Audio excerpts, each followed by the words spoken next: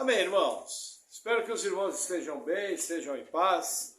Vamos ao nosso texto base. Primeiro livro dos Reis, capítulo 6, versículo 1 diz assim: E disseram os filhos dos profetas a Eliseu: Eis que o lugar em que habitamos diante da tua face nos é estreito. Até aqui. Vamos orar. Senhor, nós oramos te agradecendo, oramos colocando a nossa vida, pedindo que o Senhor venha nos dando sabedoria e discernimento. Capacita a tua igreja, no nome de Jesus. Amém. Amém, irmãos. Veja, a narrativa de Reis continua e o capítulo 6 abre com uma questão habitacional. Qual que é o problema aqui? A gente percebe na narrativa de Reis que Eliseu é cercado de jovens profetas. Parece que ele tem algo parecido com uma escola de profetas, um local de discipulado, provavelmente de estudo da palavra, de oração e de busca no serviço do Senhor. E aí o que acontece? Como é normal, em todo lugar que existe um avivamento, começa a aparecer um monte de liderança nova. Começa a aparecer um monte de gente querendo fazer a obra do Senhor. E aí o local onde eles estão morando se torna pequeno, um problema logístico. Entendeu? Uma coisa normal, como em qualquer situação. E como em qualquer situação, eles vão resolver isso aqui de maneira prática. O lugar está pequeno? Vamos ampliar. Vamos continuar nossa leitura em 2 Reis 6, versículo 2. Vamos, pois, até o Jordão e tomemos de lá, cada um de nós, uma viga, e façamo-nos ali um lugar para habitar. E disse ele: Ide. E disse um: Serve-te de ires com os teus servos. E disse: Eu irei. E foi com eles, e chegando eles ao Jordão, cortaram madeira. Até aqui. O que acontece? Eles falaram: olha, nós já temos uma estratégia. Vamos para a beira do Jordão. A margem do Jordão era muito bem irrigada, muito bem arborizada, uma floresta bem abundante para aquela região. E aí eles falam: ó, nós vamos para lá, cada um vai trazer uma viga e nós vamos fazer ampliação. Era o tipo de material que eles usavam. Só que antes de sair, um deles fala o seguinte: Eliseu, vamos com a gente. E Eliseu resolve com eles. E eles chegam na beira do Jordão e começam o seu trabalho de cortar a lenha, de manusear, pegar tudo que era necessário. E aí o versículo 5 continua. E sucedeu o quê? Derrubando um deles uma viga, o ferro caiu na água e clamou e disse: Ai, meu senhor! Ele era emprestado. E disse o homem de Deus: Onde caiu? E mostrando-lhe ele o lugar, cortou um pau e o lançou ali, e fez flutuar o ferro. E disse: Levanta-o. Então ele estendeu a sua mão e o tomou. Até aqui. O que acontece? Gente, acidentes acontecem. Mas para gravar, nós temos que entender o seguinte, veja, não é como hoje, que você vai no material de construção, compra um machado. Hoje você tem machado à venda, em 10 minutos você compra um machado. Essa ferramenta aqui era emprestada. Primeira coisa que tem aqui, veja, quando eu tomo alguma coisa emprestado, eu sou responsável por ela. Se ela quebrar na minha mão, é meu papel ressarcir o dono. É meu papel comprar uma ferramenta e dar para o dono. A pessoa não é obrigada a se responsabilizar por um erro meu. Então, quando você for pegar uma ferramenta emprestada, pensa bem. Você está lidando com aquilo que é dos outros. A pessoa está te prestando um favor. Agora, você pensa bem, porque se acontecer algum problema, você é o responsável. Inclusive, na Torá, nos primeiros livros de Moisés, existe ali algumas leis que confirmam esses princípios. E o próprio Jesus, no Novo Testamento, fala a seguinte frase: se vocês não forem fiéis com a riqueza que é dos outros, como vocês vão receber a própria riqueza? A riqueza dos outros também envolve o seu bem. O próprio apóstolo Paulo fala: nada deveis, apenas o amor. Agora, pode acontecer você chegar para a pessoa e falar: olha, eu vou pagar a ferramenta. A pessoa fala: não, esquece.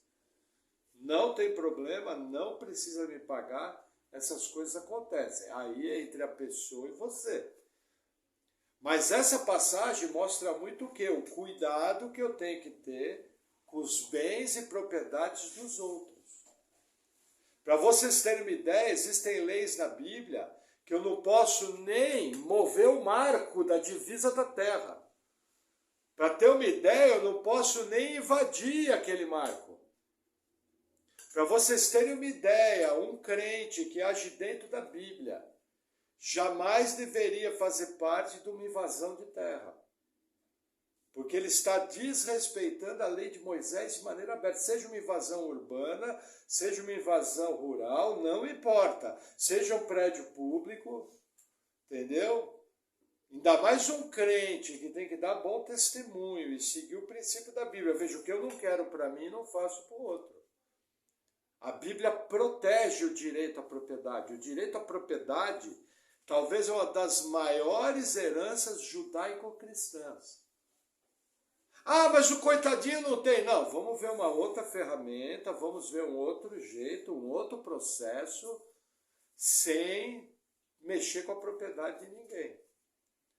Para comprovar isso, Eliseu aqui realiza um dos milagres mais espetaculares, que eu tenho que entender. Lembra que na palavra passada, Naamã, o general sírio, tinha que se banhar no Rio Jordão e ele reclamou. E aí eu ensinei para vocês que o Rio Jordão era barrento. Caiu o machado, não tinha como ver. Naquela época não havia exímios nadadores. E mesmo que tivesse um nadador, se ele abrisse o olho embaixo da água, ele não ia ver nada. Porque as águas eram barrentas. Aí Eliseu faz um milagre espetacular. Ele corta um pedaço de pau, um pedaço de um galho, pergunta onde caiu. O camarada fala, ele joga o galho e o ferro flutua. E flutua numa maneira que o rapaz que está fora do rio consegue estender a mão e pegar. Isso vai contrário a todas as leis da física. É um dos milagres mais espetaculares que tem na Bíblia. E aí o que acontece? Ele recupera o machado e a vida que segue. Eles provavelmente ampliam a casa, a Bíblia não vai falar mais nada aqui. Mas aí você vem com uma pergunta. Pastor, o que Deus está querendo me ensinar com o machado fazendo flutuar? Essa era, sim, uma grande pergunta que eu tinha quando eu fui preparar a palavra. Eu falei, bom, isso aqui é um milagre espetacular, é Deus agindo contra as leis físicas. Só que como eu tenho por hábito, sempre que eu vou preparar uma palavra, eu faço o meu esboço e eu gosto de consultar outros autores. E aí, nas minhas pesquisas, eu caí no trabalho de um presbítero da Igreja Presbiteriana de Vila Guarani, em São Paulo, o presbítero João Eduardo. E aí eu falei, vamos ver o que esse camarada está falando. E é muito interessante que Deus ele nos torna humildes, para que você não ache que você sabe muita coisa. E esse presbítero começou a expor essa passagem de uma maneira que eu não tinha percebido. E a primeira coisa que ele falou é o seguinte, gente, esse problema com esse machado, Deus está nos mostrando o ambiente que o profeta Eliseu exerceu seu ministério. E esse ambiente era um ambiente de disciplina de Deus sobre Israel. E aí ele começou a relembrar. Veja, guerra contra Moabe. Aí ele começou a relembrar a viúva que se endividou. E a Eliseu teve que multiplicar o azeite. Aí ele começou a lembrar A sunamita que teve um filho, o filho morreu. Eliseu teve que curar o menino. Aí ele veio lembrar a questão da fome. Dentro da escola de profetas havia fome, na escola de profetas. E aí o camarada foi lá colher as ervas. E colheu ervas venenosas. Aí ele lembrou a cidade de Jericó, que as águas eram amargas e o povo não podia tomar. E aí ele veio fazendo toda uma retrospectiva e ele fala, e aqui é o seguinte, aqui é o auge. Porque ele estava inclusive em aperto habitacional. E quando eles tentam resolver, a ferramenta que ele tinha pegado emprestado, que era para resolver, cai na água. Acabou o trabalho. Quando a ferramenta caiu na água, acabou o trabalho. Você não corta a árvore na mão. Você fazer uma ferramenta de pedra lascada. Eu, por exemplo, na teoria eu sei como fazer, mas na prática eu sei que é extremamente difícil. Entendeu? O que a Bíblia está nos mostrando? O ministério do profeta Eliseu. Aí ele relembrou também a lepra de Geazi. Aí ele comenta o seguinte, ele fala, gente, o que Geazi pegou não foi muito, ele pegou 2 mudas de roupa e pediu 1 talento de prata. E parece que até a ideia de Geazi era pegar aquele recurso para ajudar todo mundo. Ele falou, parece, pode até ser, que a ideia dele não era tão egoísta assim. Então, quando a gente olha o ambiente do profeta Eliseu, é só juízo de Deus para cima de Israel. É Deus apertando o povo. E a narrativa vai continuar nos próximos capítulos e nós vamos ver que é exatamente isso. Entendeu? É o rei com medo de guerra. Entendeu? É uma série de coisas acontecendo, tudo dando errado. E aí você vê a graça de Deus agindo. Eliseu multiplica o azeite, o filho da viúva é curado, Naamã é curado de lepra, o machado flutua. Então você vai percebendo o quê? Uma mistura de disciplina e graça.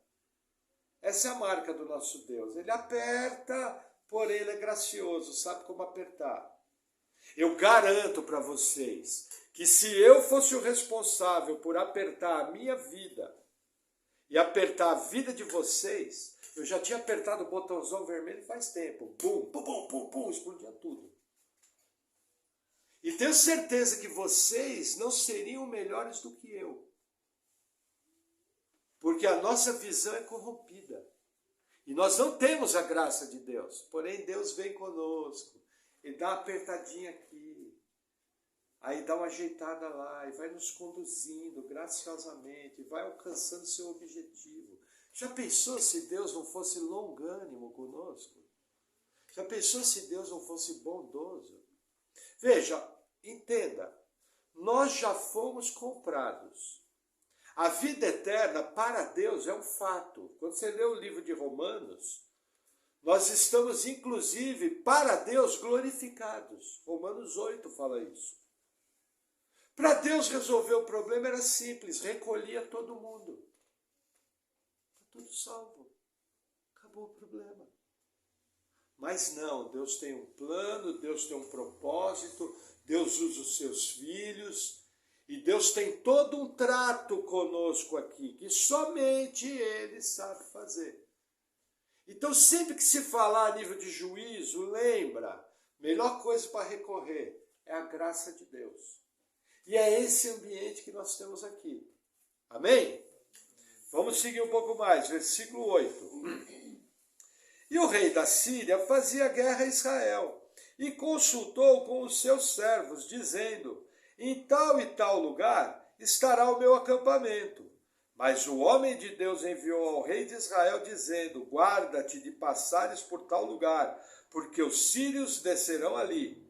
Por isso o rei de Israel enviou àquele lugar, de que o homem de Deus lhe dissera, e de que o tinha avisado, e se guardou ali, não uma nem 2 vezes. O que acontece aqui? O ambiente de guerra. A Síria, nessa época da história de Israel, ela começa a se tornar um inimigo perigoso para o reino de Israel. Um inimigo militarmente mais poderoso. Lembra, quando Naamã chegou no rei e falou, olha, é para você me curar, lembra que o rei rasgou a veste e falou, nossa, isso aí vai dar guerra. Eles vão entrar aqui, vão destruir tudo. E aí o que acontece? O rei da Síria estava armando armadilhas para o rei de Israel. Só que Deus milagrosamente revela isso a Eliseu. E cada movimento do rei da Síria, Deus revela para Eliseu, e Eliseu avisa o rei de Israel. E o rei de Israel escapa. Aí eles vão falar, nossa pastor, como Deus é bondoso. Sim, porque esse rei de Israel aqui é um rei ímpio. É um rei que não teme a Deus. A Bíblia fala, inclusive, que esse rei manteve a adoração que o rei Jeroboão fazia, a adoração dos bezerros, em Dan e em Betel, que foram a causa da destruição do reino do norte.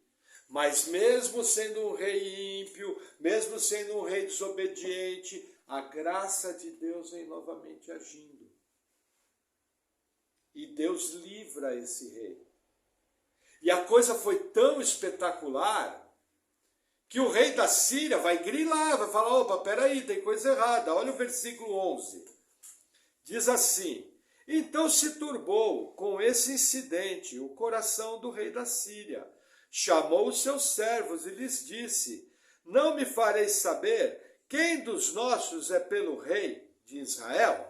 Vamos fazer uma pausa aqui. O rei da Síria olhou e falou, tem espião no nosso meio. Não é possível, todo movimento militar, toda armadilha que eu faço, toda emboscada que eu faço, o rei de Israel fica sabendo. Tem um espião no nosso meio e agora eu vou encontrar quem é. Gente, é a dedução natural. Se o rei de Israel consegue antecipar todos os movimentos, alguém está entregando, algum agente duplo.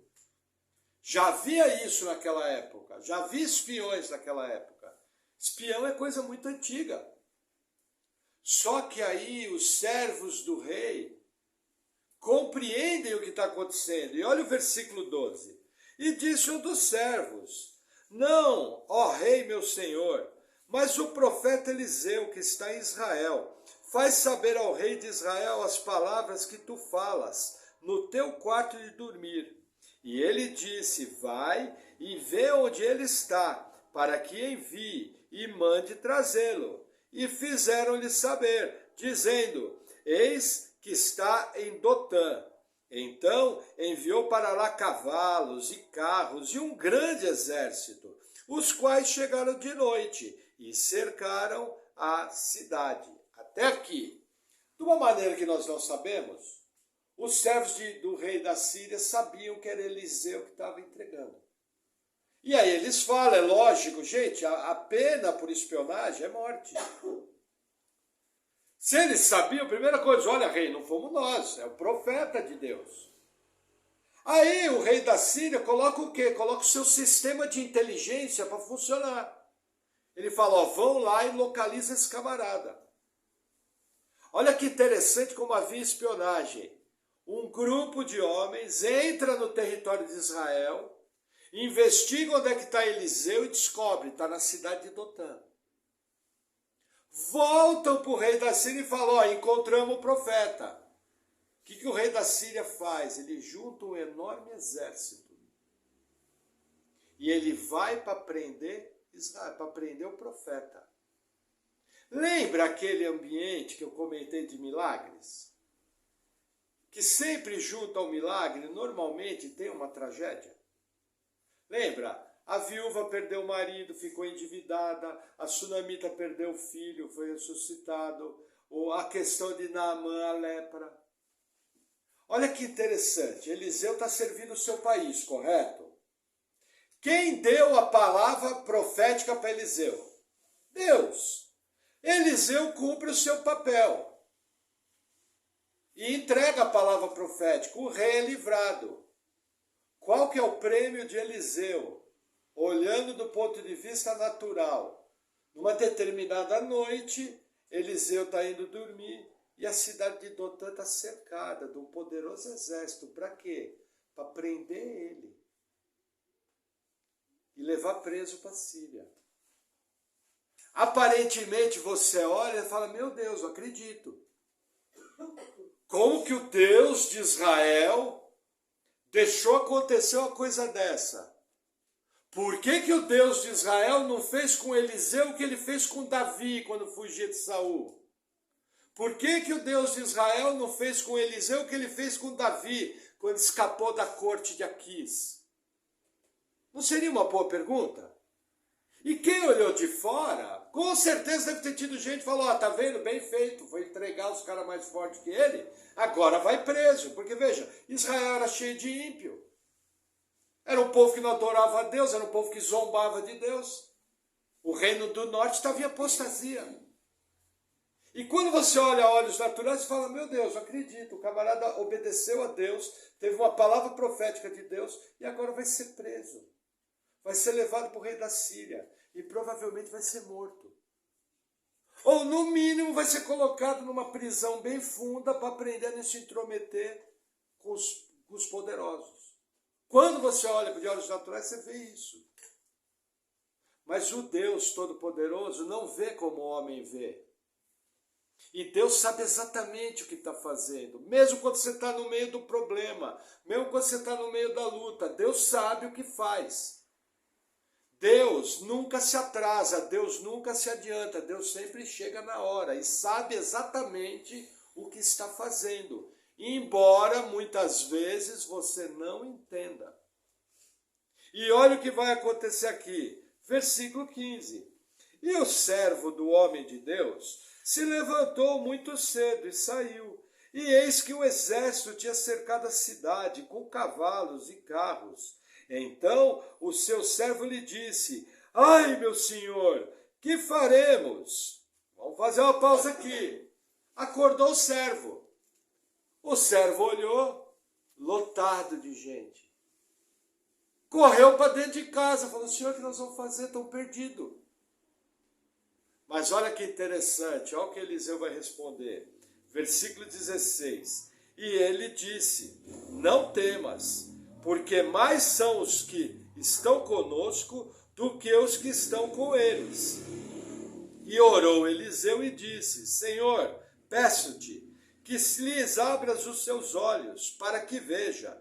E o Senhor abriu os olhos do moço, e viu, e eis que o monte estava cheio de cavalos e carros de fogo, em redor de Eliseu. Até aqui. Olha que interessante, Eliseu está tranquilo. Quando o servo foi falar, nós estamos perdidos, Eliseu falou, amigo, calma. São muito mais os nossos do que os dele. O camarada olhou e falou, o Eliseu está louco agora. Só estou eu e ele aqui, esses profetas juntos, como maiores são os nossos? Aí Eliseu faz uma oração simples, Senhor, abre os olhos dele para que veja. E quando os olhos dele são abertos, ele enxerga o mundo espiritual. E toda a colina está revestida de carros de fogo e cavalos de fogo, protegendo Eliseu. O que a Bíblia começa a nos mostrar? Começa a nos mostrar um princípio que vai se arrastar pela Bíblia, e esse princípio ensina, e dará ordem a seus anjos ao meu respeito.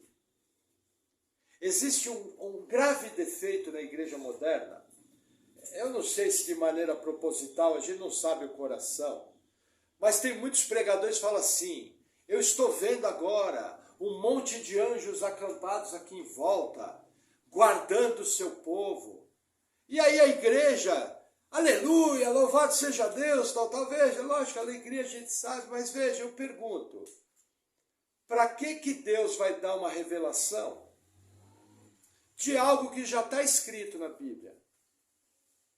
Eu não preciso ver nada. Se a Bíblia diz que dará ordem aos seus anjos ao meu respeito, eu creio. Simples assim. Porque a fé não envolve ver.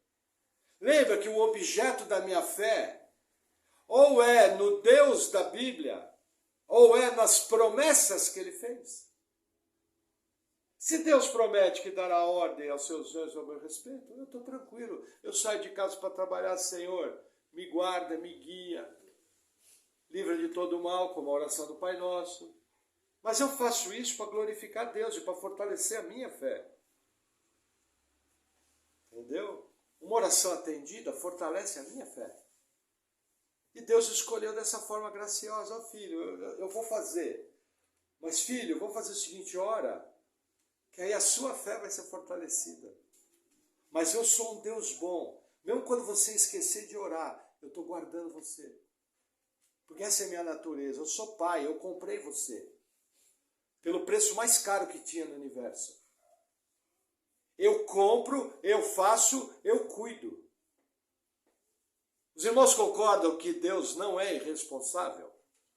Amém? Posso confiar? É o que está envolvido aqui. Essa visão espiritual, ela está atravessando quase 3.000 anos. Para nos mostrar, existe um Deus, existe um mundo espiritual. Esse mundo espiritual é totalmente controlado por Ele. E não cai um fio de cabelo da sua cabeça, diz Jesus, sem que Deus o saiba. Essa é a verdade bíblica. E olha o que vai acontecer aqui. Aqui a coisa vai ficar mais séria ainda. Versículo 17. Versículo 18, perdão. E como... Peraí. Isso. 17. Não, 18. E como desceram a ele, Eliseu orou ao Senhor e disse, fere, peço-te, esta gente de cegueira. E feriu-a de cegueira, conforme a palavra de Eliseu. Então Eliseu lhes disse, não é esse o caminho, nem é essa cidade, segui-me, e guiar-vos-ei ao homem que buscai. E os guiou a Samaria. Até aqui. Olha que interessante. Eliseu pede, olha, cega eles. Cegou. Aí Eliseu fala o seguinte, Eliseu fala uma aparente mentira. Que ele fala o seguinte, olha, não é essa cidade. E eu vou guiar vocês para os homens que vocês estão procurando. Quem é o homem que eles estão procurando? Eliseu. Ele falou a verdade ou ele falou uma mentira? Ele falou uma mentira. Eliseu está fazendo uma pegadinha aqui. Gente, a Bíblia, determinados propósitos, autoriza isso. Vocês vão entender o que Eliseu vai fazer. Você vai chegar aqui e falar, ah, Eliseu mentiu. Não, realmente, ele faltou com a verdade, mas existe um objetivo. Tudo isso é dirigido e nós temos que entender que a vida dele está envolvida. Entendeu? E aí Eliseu falou o seguinte, olha, vocês me seguem que eu vou levar vocês para o camarada que vocês estão procurando. E aí aquele povo tudo cego começa a seguir Eliseu. E veja que interessante que Eliseu vai fazer, versículo 20. E sucedeu que, chegando eles a Samaria, disse Eliseu, ó Senhor, abre a estes os olhos para que vejam. O Senhor lhes abriu os olhos para que vissem, e eis que estavam no meio de Samaria.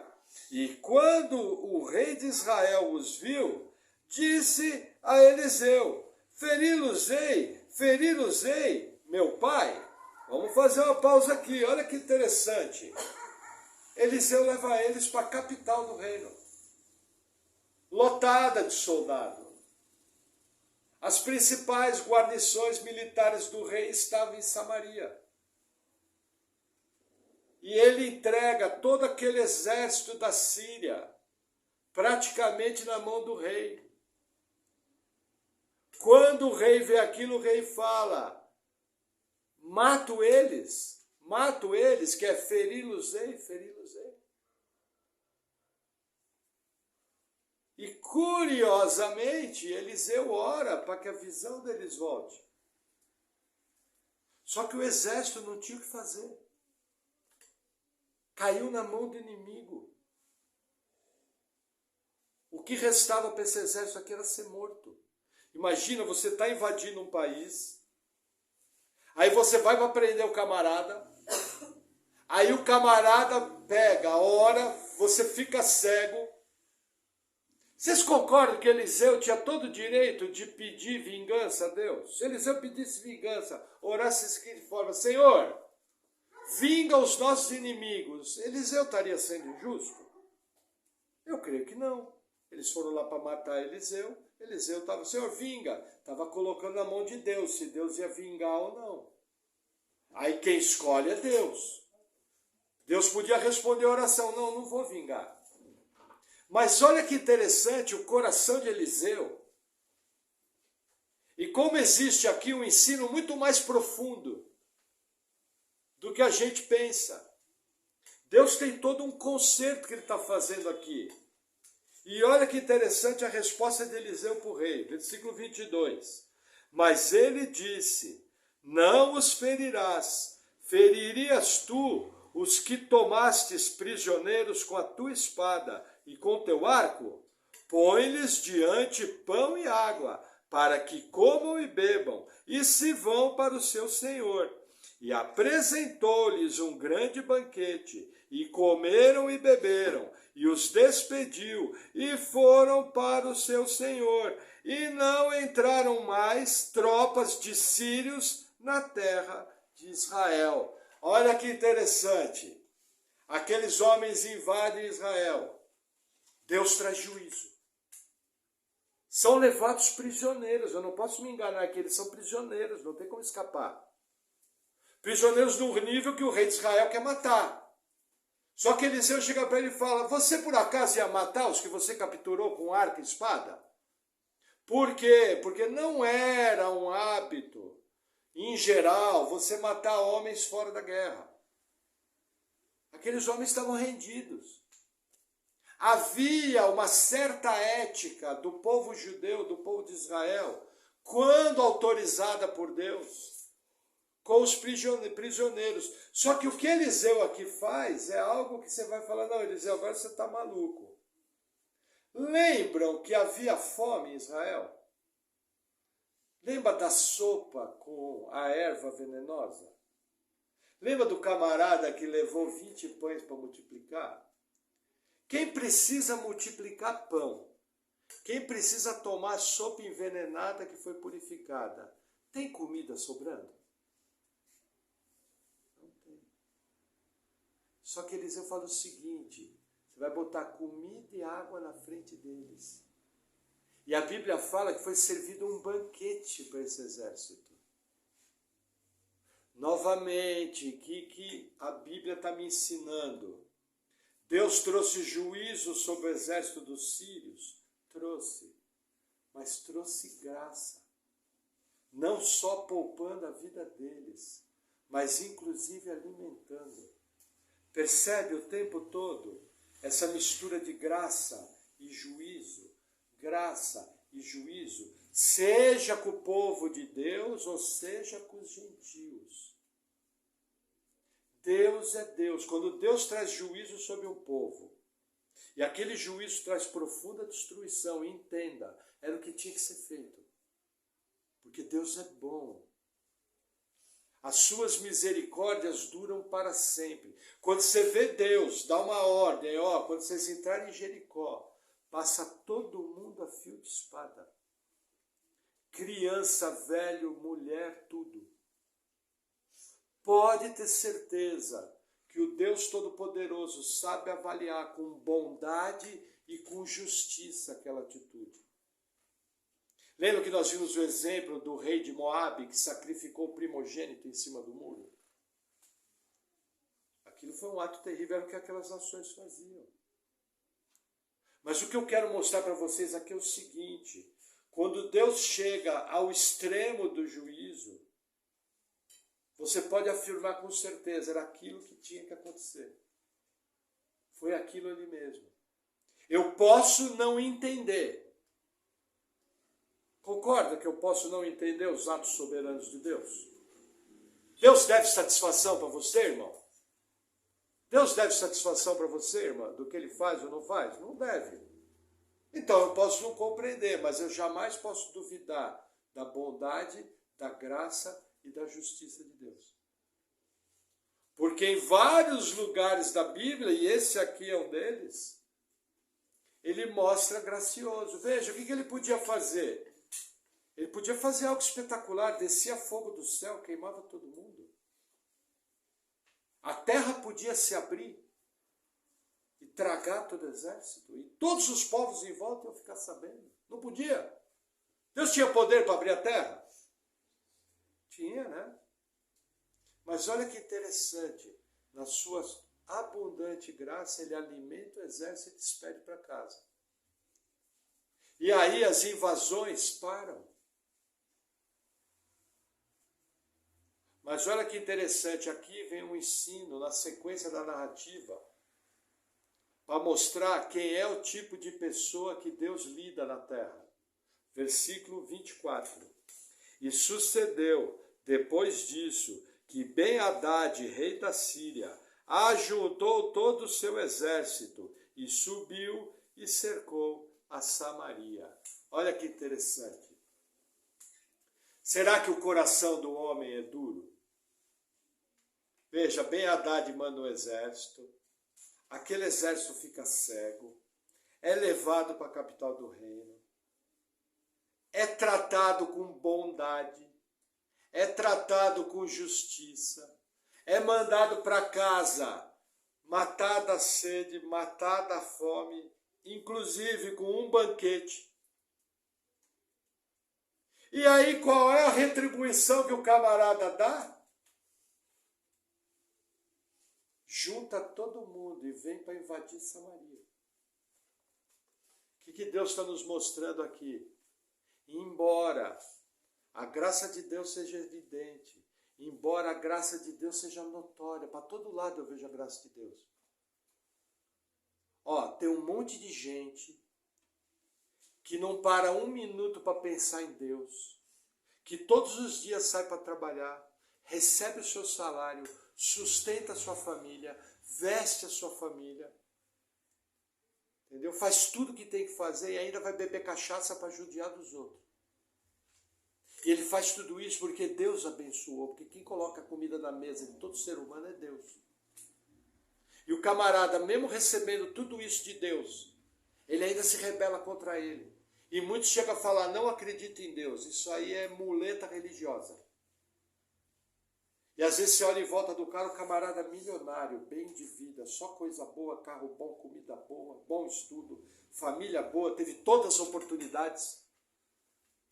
E aí ele usa tudo aquilo, toda aquela bondade de Deus para se rebelar contra Deus. Essa é a natureza humana. Esse sou eu e você, antes de sermos alcançados pela graça. Não pense que de nenhuma maneira você é melhor que Ben-Hadad. Muitos de nós não paravam 2 segundos para pensar que Deus existia. Muitos de nós tivemos livramentos, a gente sequer parou para pensar, puxa, foi Deus. Muitos de nós tínhamos um relacionamento orgulhoso com Deus. E é o que esse camarada está fazendo. Veja, no Novo Testamento tem uma passagem, acho que Paulo fala. Eles estão retribuindo o bem com o mal. Isso é a coisa mais comum. E olha o nível de maldade. Presta atenção, versículo 25. E houve grande fome em Samaria, porque eis que a cercaram, até que se vendeu uma cabeça de um jumento por 80 peças de prata, e uma quarta parte de um cabo de esterco de pombas por 5 peças de prata. Olha que interessante, veja. Cabeça de jumento não era um alimento tão... mas estava sendo vendido por uma fortuna. Entendeu? O jumento ganhou valor. Esterco de pombas, eu fui pesquisar o que era isso. Para mim, esterco de pomba era caquinha de pomba. Mas não. É uma planta que tem em Israel, que às vezes é usada. Essa planta é chamada estrela de Belém. E o apelido dela é esterco de pomba, que dá que nem tiririca, assim. É um tipo de um mato. Só que tudo isso estava sendo vendido por uma fortuna, porque o aperto que o rei da Síria fez foi terrível. E aí o que acontece? Versículo 26. E sucedeu que, passando o rei pelo muro, uma mulher lhe bradou dizendo: acorda-me, ó rei, meu senhor. E ele lhe disse: se o senhor não te acode, da onde te acudirei eu? Da eira ou do lagar? Disse-lhe mais o rei: que tens? E disse ela: essa mulher me disse: dá cá o teu filho, para que hoje o comamos, e amanhã comeremos ao meu filho. Cozemos, pois, o meu filho, e o comemos. Mas dizendo-lhe eu outro dia: dá cá o teu filho para que o comamos, escondeu o seu filho. E sucedeu que, ouvindo o rei as palavras dessa mulher, rasgou as suas vestes e ia passando pelo muro. E o povo viu que o rei trazia cilício por dentro, sobre a sua carne. Vamos fazer uma pausa aqui. Uma coisa terrível, gente, o desespero da fome. Não estranha, a gente nem sabe o que é fome. Não passa nem perto. Porque até quem mora no mato consegue dar um jeito e catar alguma coisa decente para comer. Para você ter uma ideia, dá para pegar um coração de bananeira comer, dá para pegar uma taioba comer, dá para pegar um palmito de dentro da bananeira comer, entendeu? Aqui não tinha nem isso. E as mulheres desesperadas concordam em comer o próprio filho, canibalismo. O que é o fato interessante? Lembra o que aquele presbítero João Eduardo ensinou, que o ambiente era de juízo? Poucas vezes na história de Israel nós vamos ver um cerco como esse. Quem é que trouxe os sírios? Deus. Deus sabia que ia faltar comida. Está sendo apertado. Aí você vai chegar e falar: nossa, não entendi. Realmente, você vai precisar entender o desdobramento da história. Lembra que sempre próximo a um milagre existe uma tragédia? Normalmente, nessas narrativas de reis, a gente tem visto isso. Deus tem algo a fazer aqui. Mas da mesma maneira que Deus cumpre o seu propósito, Ele também cumpre o seu juízo. Os irmãos concordam que quem servia a Deus e era fiel, Deus tinha poder para fazer chegar alimento na mesa? Os irmãos concordam? Deus pode trazer alimento quando tem fome? Pode? Pode. Mas é que a narrativa aqui está mostrando do ponto de vista isento.